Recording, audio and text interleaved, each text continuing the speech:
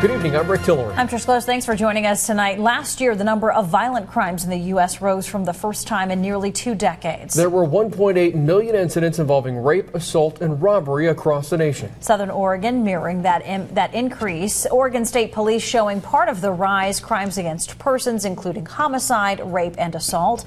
A new case in Klamath County adding to those numbers. 2 men found dead on rural ranch property. News 10's Caitlin Conrad was at the scene today. Tonight, she's here with our top story at 6. Caitlin.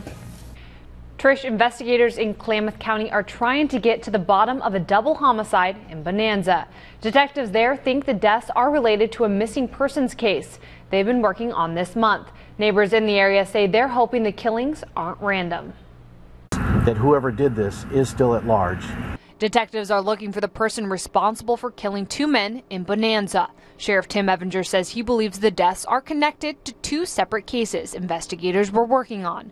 The first, a missing persons case. The second, an arson case. We were checking property, checking with owners, and in this case, we were checking on a ranch, looking for any signs, any clues for our missing people and our arson case.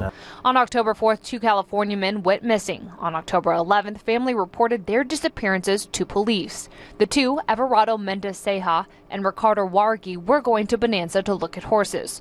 Police found the vehicle they were driving in torched, just 6 miles from where the unidentified bodies were found Thursday. Identity is difficult because of the condition of the remains, and secondly, that there is no identification with them. The thought around town and among sheriff's deputies is that the missing men are the ones who were found dead. The only real speculations are about the missing guy that came up to buy some horses, and he's been missing for I guess a few weeks, and so that's the only thing that people are speculating, that it's him or him. Lori Howie says this isn't something you see every day in Bonanza. You don't expect murders just right down the road from where you live and work and where our kids go to school, and you know, so it's a little unnerving. The bodies were found on a vacant ranch property that was of interest to police. It was a vacant property, there's nobody that lives on it, and it was an area that was of interest to us.